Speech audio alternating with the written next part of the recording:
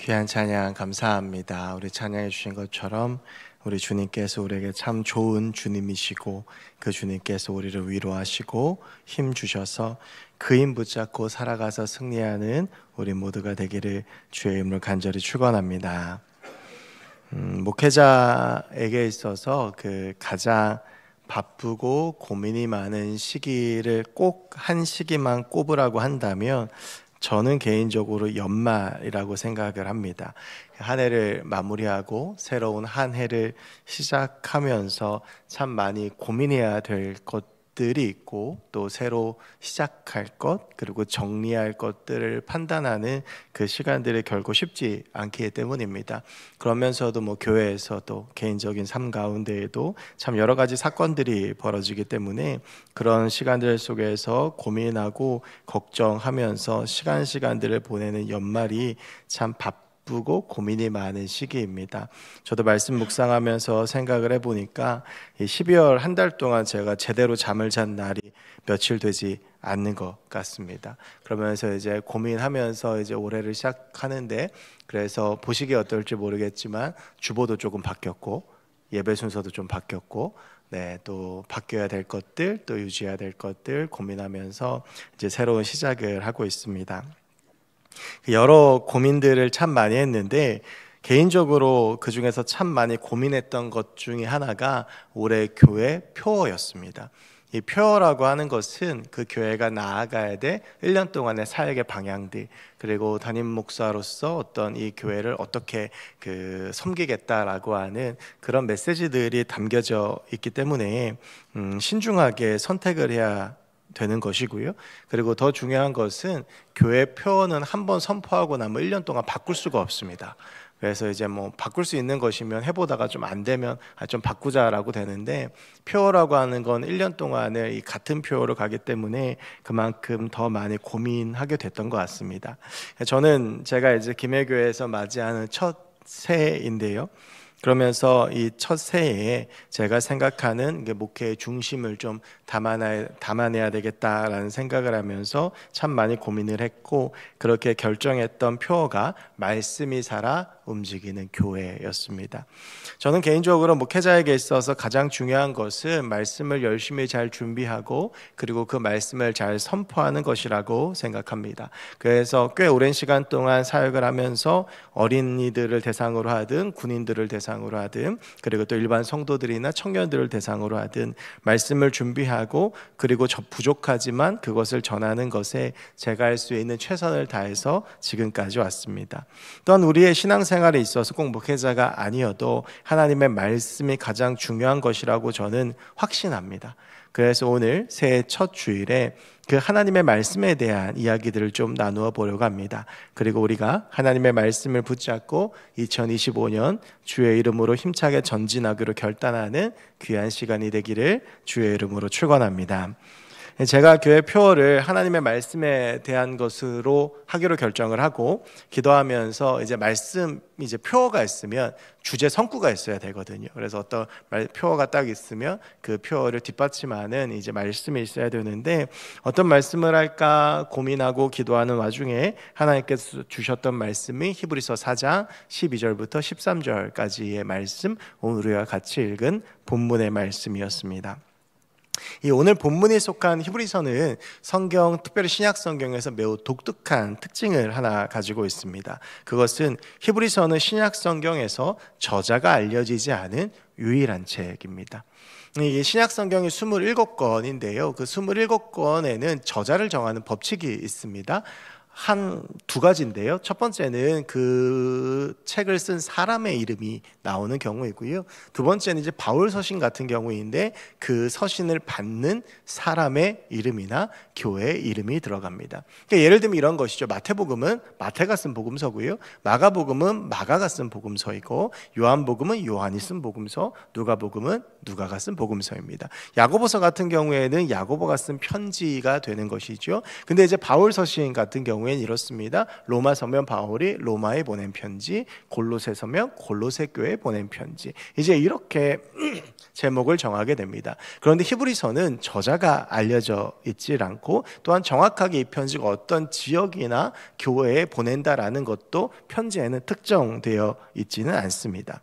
그런데 이 책을 히브리서라고 부르게 된 데에는 이런 이유가 있습니다. 그것은 히브리서가 어떤 교회나 특정한 지역에 보내는 것은 아니지만 분명히 어떤 대상한테 보내는 것이다 라고 하는 것은 이 책의 내용으로 충분히 추론할 수 있기 때문입니다.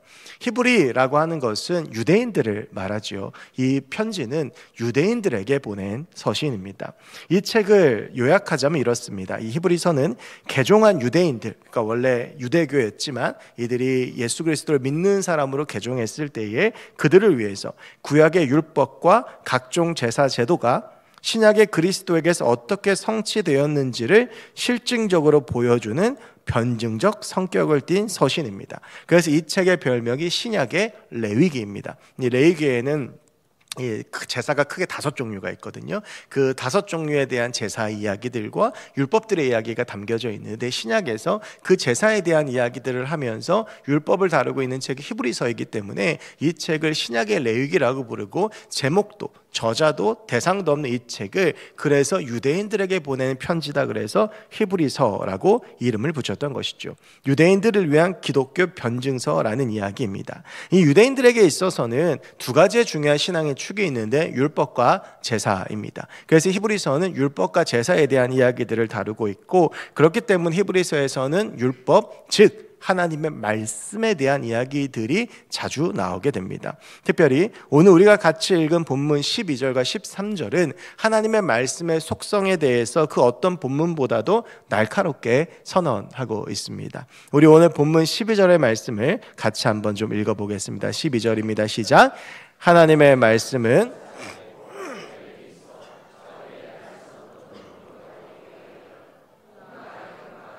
관절과 골수를 찔러 쪼개기까지 하며 또 마음의 생각과 뜻을 판단하나니. 아멘. 여러분, 이제 12절 말씀을 통해서 하나님의 말씀에 대해서 3가지를 좀 나누어 보려고 합니다. 하나님의 말씀의 속성이라고 생각하시면 좋겠는데요. 첫 번째는요, 하나님의 말씀은 살아있고 활력이 있다라고 하는 것입니다. 우리가 이 문장을 이해하기 위해서는 2가지로 좀 생각해 볼 필요가 있습니다. 하나는 하나님의 말씀은 무엇인가, 또 하나는 살아있다는 것은 무엇인가입니다. 이 하나님의 말씀이라고 했을 때 이 말씀의 헬라어 원어는 로고스입니다. 이 로고스라고 하는 헬라어의 원래 뜻은 말, 도덕적 변증, 교훈, 이런 이야기들입니다. 이 로고스는 이 헬라 철학을 대변하는 단어입니다. 우리가 헬라 철학 그러면 잘 생각하는 사람들이 소크라테스, 아리스토텔레스, 플라톤 같은 아주 위대한 철학자들, 그들의 말과 그들의 이성들을 로고스라고 하면서, 이 로고스는 지혜자들의 이성과 철학에 대한 이야기들입니다. 그런데 이 로고스라고 하는 말이 성경에서 쓰이게 되면 이것은 구약의 예언의 말씀을 의미합니다. 그래서 신약 시대 때에는 구약 성경이 존재를 하고 있었거든요. 그것들을 로고스라고 부르는데, 그래서 여기서 말하는 하나님의 말씀이라고 하는 것은 기록된 하나님의 말씀을 의미합니다. 그러니까 구약의 말씀들, 그 당시에 신약 시대 사람들의 보았던, 그래서 로고스라고 하는 것은 구약의 말씀, 즉 기록된 하나님의 말씀을 의미한다라고 할 수 있습니다. 그럼 두 번째, 이제 살아있다라고 하는 것인데요. 제가 이 살아있다라고 하는 말 좀 정확하게 설명을 하려고 국어사전을 찾아보았더니, 국어사전에 살다라고 하는 것의 뜻은 생명을 지니고 있다라고 하는 뜻입니다. 즉 하나님의 말씀이 살아있다라고 하는 것은 기록된 하나님의 말씀에 생명이 있다라고 하는 뜻입니다. 이 생명이 있다라는 헬라어 원어가 자오인데 숨을 쉬다, 생기가 있다라고 하는 뜻인데요. 그래서 살아있는 하나님의 말씀은 생기가 있고 숨을 쉬고 있고, 그래서 움직인다라고 하는 뜻이죠. 그래서 활력이 있다입니다. 그래서 활력이 있다를 영어 성경을 찾아봤더니 powerful, 즉 힘이 있다라고 하는 뜻입니다. 그래서 이 문장을 제가 지금까지 풀이한 것을 가지고 요약하면 이런 것입니다. 기록된 하나님의 말씀은 힘이 있고 지금도 숨을 쉬며 우리와 함께 살고 있다라고 하는 것입니다. 여러분, 그런데 우리가 살아있다라고 하는 것을 표현하는 단어가 있습니다. 생물이라고 합니다. 숨을 쉬고 움직이는 것들. 여러분, 그런데요, 성경에 기록된 말씀이라고 할 때에 이것들은 활자들이 기록되어져 있고 이것들이 모인 것을 성경이라고 하는데, 이 기록된 활자들이 모인 책은 생물이 아닙니다. 여러분, 그렇기 때문에 하나님의 말씀이 살아있다, 기록된 하나님의 말씀이 살아있다라고 하는 것은 사실 문장으로만 보면 엄청난 모순처럼 보입니다. 기록된 말씀이 어떻게 살아있을 수 있습니까? 이것은 그저 기록된, 종이에 기록된 책이지 않습니까? 우리가 구약의 아브라함에게 나타나셨던 하나님을 생각하며 그 경우에는 말씀이 살아있다고 인정할 만합니다. 왜냐하면 하나님께서 나타나셔서 직접 말씀하셨잖아요. 직접 말씀하셔서 직접 그 귀에 들려주시고 그 마음에 생각을 주셨기 때문에 그런 경우에는 하나님의 말씀이 살아있다라고 생각할 수 있지만, 오늘날에는 어떻습니까? 하나님이 나타나셔서 말씀해 주시는 경우는 극히 드뭅니다. 성경은 그저 기록된 활자가 모인 책에 불과한 것이지 이 책이 살아있다라고 말하는 것은 논리적으로 어려워 보입니다. 그런데 우리는 누구나 다 이 기록된 말씀인 성경을 통해서 하나님께서 말씀하시는 것을 경험했던 그 경험들이 있습니다. 몇천 년 뒤에 쓰여진 이 말씀이 읽어가면서 내 마음 가운데 위로가 되기도 하고 눈물도 흘리고 때로는 그 말씀 가운데 책망도 받고 도전도 받는 것이죠. 살아계신 하나님께서 이 말씀을 가지고 우리 가운데 말을 걸어주시고 이 말씀을 우리의 마음 가운데 말씀하시고 이 말씀을 우리의 삶 가운데 말씀을 주시기 때문입니다. 여러분, 아마 다들 그런 경험을 한 번쯤 해보셨을 겁니다. 분명히 전에 읽었던 말씀인데 오늘 읽는 말씀이 그 전과는 전혀 다르게 나에게 해석되어집니다. 분명히 어제 읽었던 말씀 오늘 다시 읽는 데에 어제 보이지 않았던 것들이 보이기 시작합니다. 이것은 기록된 것의 한계를 넘어서는 놀라운 말씀의 살아있음이 우리의 삶 가운데 느껴지기 때문이죠. 여러분, 하나님의 말씀은 그렇게 살아서 오늘도 우리에게 말씀하고 계십니다. 여러분, 우리가 이것을 조금 더 잘 이해를 하려고 하면 이 성경을 쓴 저자에 대해서 한번 좀 생각을 해봐야 됩니다. 디모데후서 3장 16절에서 사도 바울은 이렇게 선언을 합니다. 모든 성경은 하나님의 감동으로 된 것으로 교훈과 책망과 바르게 함과 의로 교육하기에 유익하니. 여러분, 여기서 이 하나님의 감동이라고 하는 이 말은 헬라어 원어를 조금 더 들여다보면 하나님의 입김 혹은 하나님의 숨결이라고 해석할 수 있습니다. 이 입김, 숨결을 이야기하는 헬라어인 푸뉴마가 쓰여졌기 때문입니다. 여러분, 그런데 푸뉴마라고 하는 말과 똑같은 히브리어가 있는데 그게 루하흐라고 하는 말입니다. 이 히브리어는 대표적으로 성경에 많이 쓰이지만 에스겔 37장에서 쓰입니다. 에스겔 37장에 어떤 말씀이 나오냐 하면 하나님께서 에스겔을 골짜기로 이끌어 가십니다.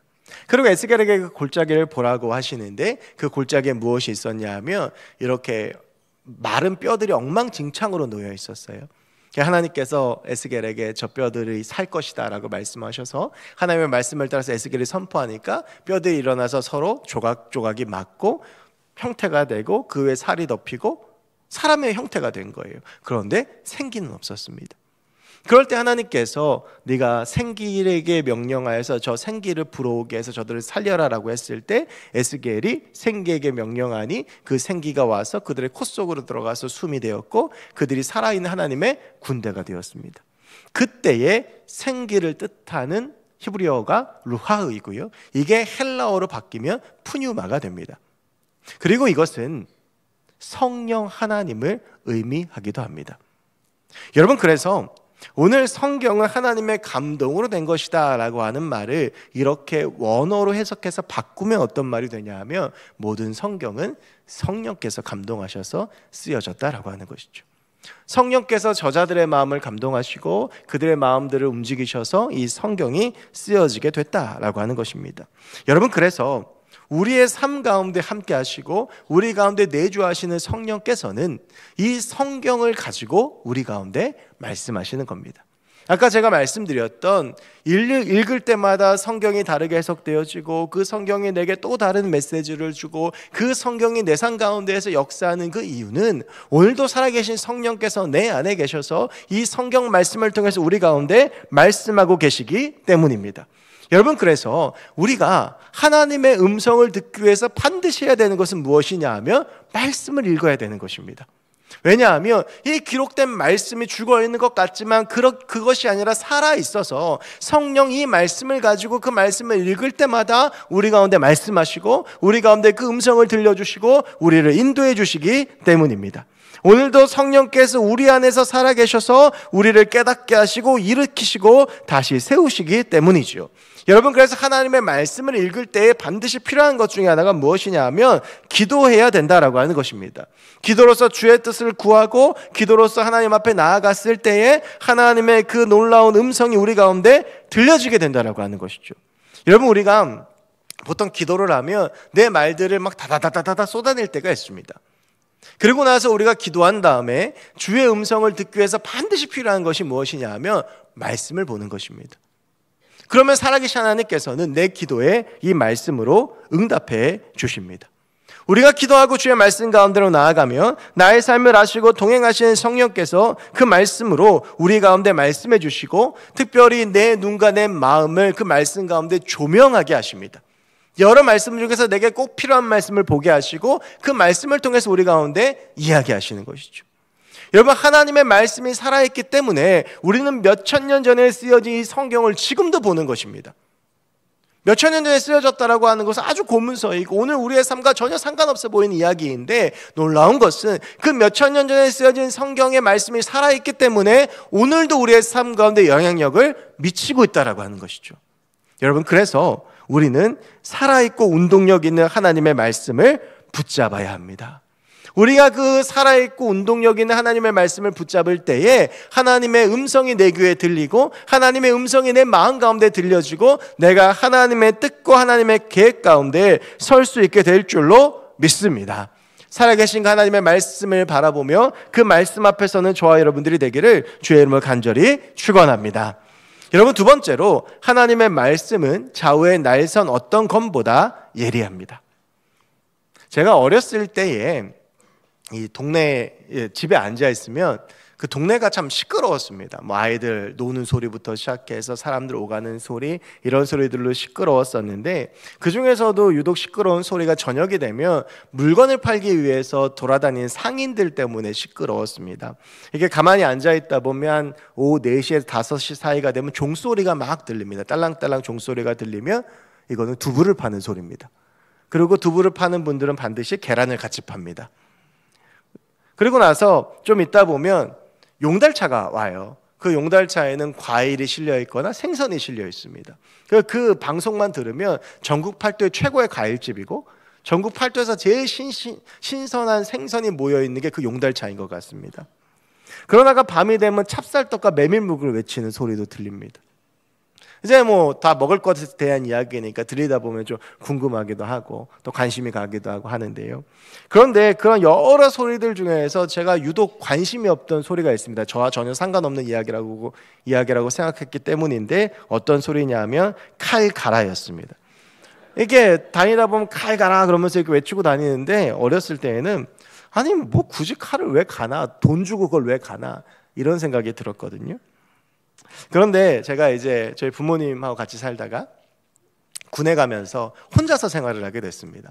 혼자 생활하게 되면서 이제 귀찮아서 뭐 이제 남자 혼자 있으니까 밥을 잘 안 먹고 주로 사 먹다가 한 번씩 이제 밥을 해 먹을 때가 있는데 제가 그래도 이제 소고기 뭇국은 좀 끓입니다.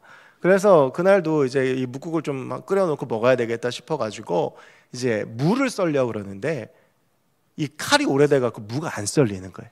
이게 부모님 집에서 가지고 온 칼인데 이 칼날을 안 쓰다 보니까 무뎌져가지고 이 무를 썼는데 무가 썰리는 게 아니고 그대로 다 박살이 나는 겁니다. 그래가지고 결국엔 실패를 했어요. 그리고 다음날 저희 부대 주임원사님하고 무슨 얘기를 좀 하다가 제가 그런 이야기 웃으면서 했더니 그 칼을 좀 가져와 보라는 거예요. 그래서 제가 그 칼을 가지고 갔죠. 그랬더니 부대에서 제일 맨질맨질한 돌에다가 그 칼을 몇 번 갈더니 가서 한번 썰어보라고 했더니 갔더니 너무 잘 썰리는 거예요. 그러다 손까지 썰 뻔했잖아요.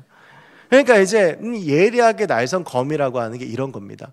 무뎌진 것은 자를 수 없지만 좌우로 날선 검이 있으면 어디로 가도 피할 수가 없는 것이죠. 여러분, 하나님의 말씀이 이런 검과 같다는 겁니다. 근데 그 하나님의 그 예리한 검이 써는 것이 무엇이냐면 영과 혼과 관절과 골수, 영혼육을 썬다라고 하는 겁니다. 여러분, 제가 오늘 이 말씀을 묵상하면서 생각났던 장면이 두 장면이 있습니다. 하나는요, 수술 장면입니다. 여러분, 이 수술은 날카로운 메스로 살을 베고 치료를 합니다. 그래서 이 메스로 몸을 이렇게 가르고 베어서 그 속에 있는 것들을 치료하게 되죠. 여러분, 이 말씀은요, 하나님의 말씀이 우리를 치유하고 고친다는 말씀입니다. 여러분, 오늘 본문을 잘 들여다보면 재밌는 것이 하나 있습니다. 이 성경을 볼 때 제일 위험한 것은 무엇이냐 하면 그 구절만 보는 겁니다. 이 구절이 좋다고 그래서 그 구절만 취하면 그 본문의 문맥을 잘 이해를 하지를 못합니다. 그래서 제가 언젠가 한번 말씀드렸잖아요. 빌립보서 4장 13절, 내게 능력 주시는 자 안에서 내가 모든 것 살 수 있느니라를 집이나 가게에 붙여놓는 거 굉장히 용감한 행동이다. 왜냐하면 그 앞에 보면 무슨 말이 나오냐 하면 내가 궁핍에도 처해봤고 부여에도 처해봤고 어떠한 상황에 처하든지 간에 자족할 수 있는 일체의 비결을 배웠노라. 이 말은 무슨 말이에요? 나 가난해도 되다. 사업장에 붙여놓으면 나 망해도 된다. 가게에 붙여놓으면 나 망해도 된다. 하지만 내가 자족할 수 있는 일체의 비결을 배웠노니 내게 능력 주시는 자 안에서 내가 모든 것을 할 수 있다. 이게 이렇게 무서운 말이에요. 여러분, 히브리서 4장 12절 13절의 말씀이 하나님의 말씀에 대해서 이야기를 하고 있는데, 사실은 히브리서 4장 1절부터 13절까지가 한 단락으로 이 말씀이 이어지는데, 이 단락의 주제가 뭐냐 하면 진정한 안식에 대한 이야기입니다. 유대인들에게 진짜 안식이라는 것은 무엇인가? 유대인들에게서 안식일은 율법이거든요. 아무것도 하면 안 되는 것. 그래서 자기들끼리 그런 율법들을 만들어서 글자를 쓰거나 지워도 안 되고 불을 끄거나 켜서도 안 되고 이런 율법들을 만들어 놓고 그 율법들에 매여 있는데, 그런 게 진정한 안식이 아니라는 겁니다. 여러분, 진정한 안식은요, 하나님의 말씀에 순종할 때 주어지는 겁니다. 이스라엘 백성들이 하나님의 말씀에 순종해서 가나안으로 갔을 때 그 가나안 땅에서 이스라엘 백성들에게 안식이 주어지는 것이죠. 하나님의 말씀에 순종하고 하나님의 말씀을 붙잡을 때 우리의 영과 혼과 육을 쪼개는 그 하나님의 말씀이 우리의 삶을 고치고 변화시키고 우리의 영, 혼, 육을 쪼개서 온전히 세워서 우리의 삶 가운데 진정한 안식과 평화와 치유와 회복을 허락하는 것입니다. 여러분, 그래서 하나님의 말씀을 붙잡고 살아갈 때에 우리의 말씀 가운데 진정한 회복과 기쁨이 있는 것입니다. 하나님의 말씀 안에 나의 삶 가운데 하나님께서 부어주시는 진정한 안식과 기쁨이 있는 것이죠. 여러분, 반대의 경우도 있습니다. 제가 아까 이 날카로운 칼 그러면 수술 장면이 생각난다고 했지만 또 이런 장면도 있습니다. 사극에 보면 이 좌우의 날선 건물에 인해서 처형당하는 장면이 나오죠. 여러분, 요한계시록 2장 3장에 보면 우리가 몇 달 전에 말씀을 나누었지만 7교회를 향한 이야기들이 나옵니다. 거기서 요한계시록 2장 12절에 예수님께서 버가모 교회에게 나는 좌우의 날성검을 가진 자다 라고 계시를 하십니다. 버가모 교회는 어떤 배경이었냐 하면 사탄의 권자가 있는 곳. 근데 그 사탄의 권자가 있는 곳에서 하나님을 향한 그 신앙을 가지고 죽은 안디바와 같은 순교자가 있는 반면 발람의 교훈을 따르고 니골라당의 교훈을 따르는 자들이 있었습니다. 좌우의 날성검 가진 예수님께서는 그것을 정확하게 분별해 내시는 것이죠. 하나님의 말씀을 붙잡고 살아가는 사람에게 생명이 있지만 하나님의 말씀을 거부하고 하나님의 말씀을 붙잡지 않는 자에게는 사망이 있고 멸망이 있는 것입니다. 여러분, 이것은요, 하나님께서 좌우의 날성검을 가지고 있다라고 하는 이 말씀은 하나님의 말씀을 붙잡고 살아가는 사람들에게 하나님께서 회복과 기쁨과 치유와 능력을 주시지만 하나님의 말씀을 부인하고 하나님의 말씀을 붙잡지 않고 하나님의 말씀을 떠난 사람들에게는 반드시 그 가운데 이 하나님의 예리한 칼이 심판의 칼날이 될 것이다 라고 하는 것입니다. 여러분, 우리가 하나님의 말씀을 붙잡아야 하는 것은 그 말씀을 붙잡을 때야만 우리가 살 수 있기 때문입니다. 하나님의 말씀을 붙잡고 하나님의 말씀을 의지하고 하나님의 말씀을 사랑하고 하나님의 말씀 앞에 서 있어야 우리가 살 수 있고 우리의 삶 가운데 진정한 생명과 회복과 안식이 있기 때문입니다. 우리가 아무리 신앙생활을 오래 한다고 할지라도 하나님의 말씀 앞에 서지 않고 하나님의 말씀을 붙잡지 않으면 그 삶 가운데는 생명이 있을 수가 없습니다. 하나님의 말씀에 순종을 해야 그 길 가운데 생명이 있고 변화가 있고 능력이 있기 때문입니다. 여러분, 그래서 우리는 하나님의 말씀을 붙잡고 살아야 합니다. 살기 위해서 붙잡아야 하는 것입니다. 주의 말씀을 읽고 묵상하고 주의 말씀을 듣고 그 말씀을 붙잡아야만 우리가 살 수 있기 때문에 우리는 하루에 시간을 내어서 말씀을 읽어야 하고 말씀을 보아야 하고 말씀을 묵상해야 하고 그 말씀이 살아서 내 안에 움직이게 해야 되는 것이죠. 여러분, 하나님의 말씀이 살아있다라고 하는 것은 생명력이 있는 것이고, 그래서 그 하나님의 말씀이 내 안에 살아야 그 하나님의 생명력이 우리 가운데에도 임하게 될 줄로 믿습니다. 여러분, 그래서 저는 우리 김해교회가 또 우리가 2025년 그 생명력 있는 주의 말씀을 붙잡고 우리도 생명력 있는 삶을 살아가길 소원합니다. 나를 살리는 주의 말씀, 나를 회복시키시는 주의 말씀, 나의 생명 되신 주의 말씀을 붙잡고 우리가 말씀 붙잡고 살아가면 그 말씀 가운데서 살아 움직이고 운동력 있고 활력 있고 에너지 있는 그 하나님의 능력이 우리의 삶 가운데 임하고, 주의 말씀을 붙잡고 살아가면 우리가 주 앞에서 살아나고 회복되어지고 진정한 안식을 누리게 되는 놀라운 역사가 저와 여러분의 삶 가운데 나타나게 될 줄로 믿습니다. 여러분, 세 번째로 하나님의 말씀이 우리의 생각과 뜻을 판단합니다.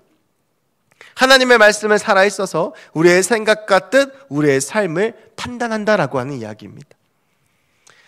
여러분, 이것은 하나님의 말씀의 중요한 기능과 연결이 되어져 있습니다. 우리가 이제 하나님의 말씀이라고 할 때 특별히 구약에서 율법에 대한 이야기들을 많이 합니다. 여러분, 구약의 율법은 모두 613개입니다. 그 중에서 해라라고 하는 게 248개고요. 하지 말아라라고 하는 게 365개입니다. 그런데 여러분, 우리가 이 613개의 율법 하나하나를 지킬 수 있느냐 없느냐를 따져보기 전에 이미 알죠. 우리는 이 율법을 절대 지키지를 못합니다. 그래서 하나님께서 613개의 율법을 10개로 줄여서 우리 가운데 주셨어요. 그게 뭐냐 하면 10계명입니다. 여러분, 그러면 10계명을 평생 지키면서 살면 되는데 이 10계명 우리가 평생 지키면서 살 수 있겠습니까? 그래서 예수님께서 이 복잡한 모든 율법들 단 2개로 줄이세요. 하나님 사랑과 이웃사랑. 2개니까 이 정도는 지킬 수 있을까요? 어렵습니다. 여러분, 율법은요, 우리가 절대 지키면서 살 수 없습니다. 그러면 하나님께서 왜 지키지도 못한 율법을 우리 가운데 주셨을까요? 율법은 기준입니다. 이렇게 살아야 한다. 이렇게 살지 못하면 돌이켜야 되고 회개해야 된다. 여러분, 이것은 하나님의 말씀과 똑같습니다. 여러분, 하나님의 말씀은 우리의 삶의 기준입니다. 이 말씀대로 살아야 되는 것이죠. 이 말씀대로 살아갈 때에 하나님의 말씀이 우리의 생각과 뜻을 판단하는 겁니다. 우리의 생각과 뜻의 기준이 어디에 있어야 되는 겁니까? 하나님의 말씀에 있어야 되는 것이죠. 여러분, 체육 시간에 다 해보셨죠? 이렇게 양팔 벌릴 때에 꼭 체육 선생님이 하는 게 가운데 기준을 잡잖아요. 기준 없이 양팔 벌리게 하면 엉망진창됩니다. 기준이 있어야 그 기준을 중심으로 대형이 갖추어지는 것처럼 우리의 삶에 기준이 있어야 우리의 삶이 온전하게 될 수 있는 겁니다. 우리의 생각에 기준이 있어야 됩니다. 우리의 뜻에 기준이 있어야 돼요. 근데 우리의 생각과 뜻의 기준이 세상의 것이 되어서는 안 되는 것이죠. 세상에서 아무리 옳다고 해도 하나님의 말씀에서 어긋나면 그건 우리의 기준이 될 수 없습니다. 여러분, 요즘 이렇게 유튜브나 TV 같은 거 보면 동성애 하는 장면들 많이 나오죠. 아무렇지도 않게 세상에서 이제 여깁니다. 그렇다고 해서 세상에서 아무렇지도 않게 여긴다고 해서 그게 우리의 기준이 될 수는 없죠. 우리의 기준은 무엇이기 때문입니까? 하나님의 말씀이기 때문이에요. 어떠한 경우에라도 우리의 삶의 기준은 하나님의 말씀이어야 합니다. 여러분, 그래서 우리가 새벽에 말씀을 듣고 또 현장에 나오지 못하지만 우리가 온라인으로 새벽 예배 드리면서 말씀을 듣고 하루를 시작하는 이유가 뭡니까? 그 말씀대로 오늘 하루 살아가기 위해서. 이게 내 말씀의 기준이 되기 위해서. 우리가 큐티를 하고 말씀 묵상을 하고 공동체 성경학교 성경을 읽는 이유들이 뭐예요? 이 말씀이 내 삶의 기준이 되기 위해서. 근데 여러분, 그런 경험들 해보셨죠? 내가 어떤 하루의 말씀을 듣고 나서 살아가다 보면 꼭 그 말씀이 내가 어떤 선택하는 순간, 내가 살아가는 순간에 내 마음속에 떠오를 때가 있어요. 그 말씀이 내게 이야기할 때가 있습니다. 여러분, 그게 왜 그렇습니까? 하나님의 말씀이 살아있기 때문이에요. 우리가 하루에 주의 말씀을 듣고 주의 말씀을 읽고 주의 말씀을 묵상하며 그 말씀이 그냥 어떤 좋은 책처럼 읽고 그냥 감정 느끼고 지나가는 게 아니라 그 말씀 가운데 성령께서 그 말씀 우리 가운데 말씀하시는 겁니다. 여러분, 그래서 우리가 오늘 하루의 나의 삶의 기준이 하나님의 말씀이 되어야 되는 겁니다. 1년을 살아가는 나의 삶의 기준이 하나님의 말씀이 되어야 되는 겁니다. 평생을 살아가는 나의 삶의 기준이 하나님의 말씀이 되어야 되는 겁니다. 그 말씀을 기준으로 세우고 이 말씀에 맞냐 틀리냐, 이 말씀에 부합하냐 아니냐, 이 말씀에 옳고 그르냐가 저와 여러분의 삶의 기준이 되어야 되는 것이죠. 시편 119편 105절에 이런 말씀이 있습니다. 주의 말씀은 내 발의 등이요 내 길의 빛이니이다. 여러분, 주의 말씀이 우리의 삶을 인도하고 주의 말씀이 내 길의 빛이 되고 내 발의 등이 되어서 나의 앞날을 열어준다라고 하는 것입니다. 우리가 그 말씀을 기준으로 붙잡고 살아갈 때에 그 살아계신 하나님의 말씀이 살아있어서 우리를 살게 하고 우리를 숨쉬게 하고 우리를 진정한 안식과 평강 가운데로 인도해 주실 줄로 믿습니다. 여러분, 하나님의 말씀은 살아있습니다.